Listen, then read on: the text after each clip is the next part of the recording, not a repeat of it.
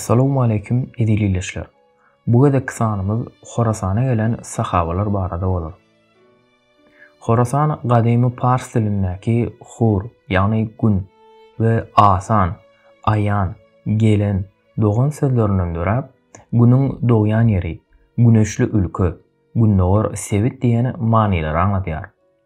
Horasan Hutteli, häzirki Täjikistanyň Kulap sebiti, Gury, Orta Awganistan we Sijistanyň köp bölegini, günortada da Deştilut we Kirman bilen Ürey şäherleriniň aralygyndaky Pars topraklaryny, Gunwatarda Deştikebiriň Gunwatar bölegini, Taberistany we Jurjany, Demirgazykda da Türkmenistanyň bir bölegini, Horezm we Mawerennahyry öz içine alan sebitdir.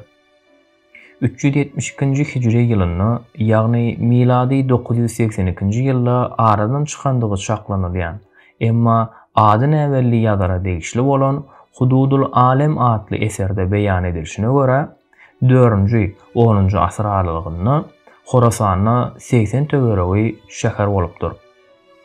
Horasan ululugy, ajaýyp binalary bilen meşhur, Ümmihat diýilýän 4 sany esasy şäheriň, ýagny Nişapuryň, Merwiň, Balhyň we Hyratyň daş töwereginde jemlenen 4 bölekden ibarat sebit hökmünde suratlandyrylypdyr.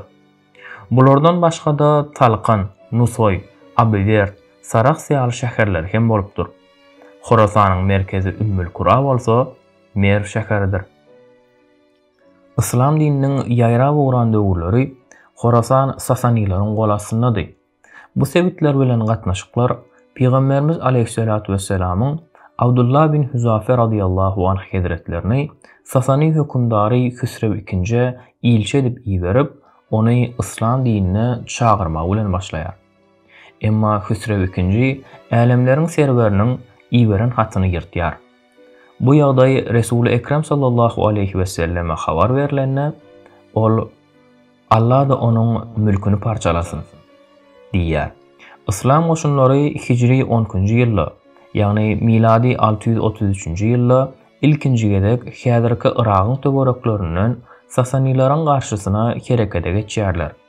Hazreti Omar radiyallahu anhyň döwründe musulmanlar Sasani goşunlaryny hijri 15-njy, miladi 636-njy ýylda Kadisiýede, hijri 16-njy, miladi 637-njy ýylda Celulada, hijri 21-njy, miladi 642-njy ýylda bolsa Nihavendde agyr ýeňilişlere sedawar edýärler. Iň soňky Sasani hökümdary Yezdijert III şol ýyldan soňra te hijri 31-njy, miladi 651-njy ýyla şenli döwletiň resmi hökümdary hökmünde görülse-de, ýyzyna ähli topraklaryny elinden giderenden soňra köp wagt geçmänkä Merwde öldürilýär. Şeýlelikde Sasani imperatorlugy ýaşamagyny bet edýär. Yaqut el-Hamewiň galyran ýazgylaryna görä, Hazreti Omar radiyallahu anhyň döwründe Horasana ilkinji giren serkerde El-Ahnef bin Qays radiyallahu anhdyr. Ol ilki bilen Tabeseýne ýeleýär. Soňra Hyrat, Merw, El-Şahçan we Nişapur şäherlerini de gysga wagtyň içinde feth edýär. Sasani hökümdary Yezdijert III İbn Şehriyar bolsa, Mawerennahrdaky bir türki kaganyň penakarlygyna sygynýar. Musulmanlaryň Horasana uly täsirini getiren ýygyderli ýörüşleri Hazreti Osman radiyallahu anhyň döwründe başlaýar. Ibn Sa'd Horasana göçüp gelen sahawalaryň ýygy ýanyndaky nesil bolan tabigynyň we tebiği tabigynyň belli bolan 56 sany fıkıh hemde hadisi alimlaryň atlaryny, terjime hallaryny ýazyp beýan edipdir. Sahawalar tarapyndan ýetişdirilen bu tabiğin ulemalary İslam dininiň Horasana hemde Mawerennahrda ýaýylmagyna, çuňgury kök salmagyna, şeýle hem bu ýerleriň İslam ilminiň taryhynyň iň ösen merkezine öwülmegine sebäp bolupdyrlar. Buhari'nin Et-Tarihul Kebir adlı eserinde beyan edilmegine göre, Horasana edilen yürüyüşlerin birine goşunun düzümünde 300 sany sahaba var eken. Nisip bolsa inniki sanymyzda Horasan diýarynyň Türkmenistan şäherlerinde ýaşap geçen sahabalarymyz barada gurrun bereriz. Gelin häzir bolsa Peygamberimiz sallallahu aleyhi ve sellemiň sahabalary barada aýdan hadislerinden bir näçesini dinläýäliň. Hazreti Jabir radiyallahu anh gurrun berýär. Resulullah sallallahu aleyhi ve sellem şeýle diýdi: "Meni gören ýa-da meni gören musulmana ot degmez." Hazreti Jabir radiyallahu anh gurrun berýär. Resulullah sallallahu aleyhi ve sellem şeýle diýdi: "Sahabalaryma dil ýetirmän. Nefsim eline bolan Zat-ı Zülcelal'dan kasam edýärin.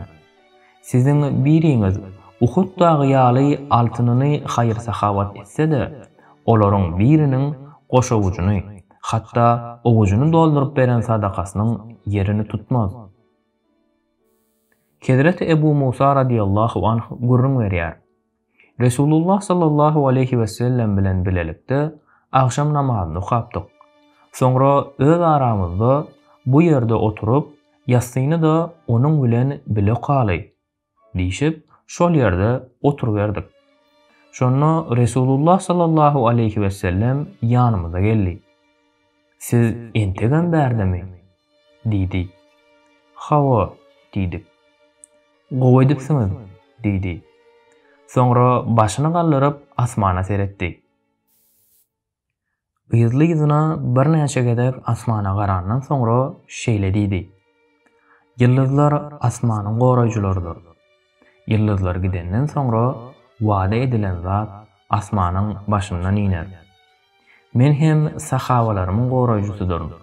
Men gidenimden soňra wada edilen zat olaryň hem başyndan iner.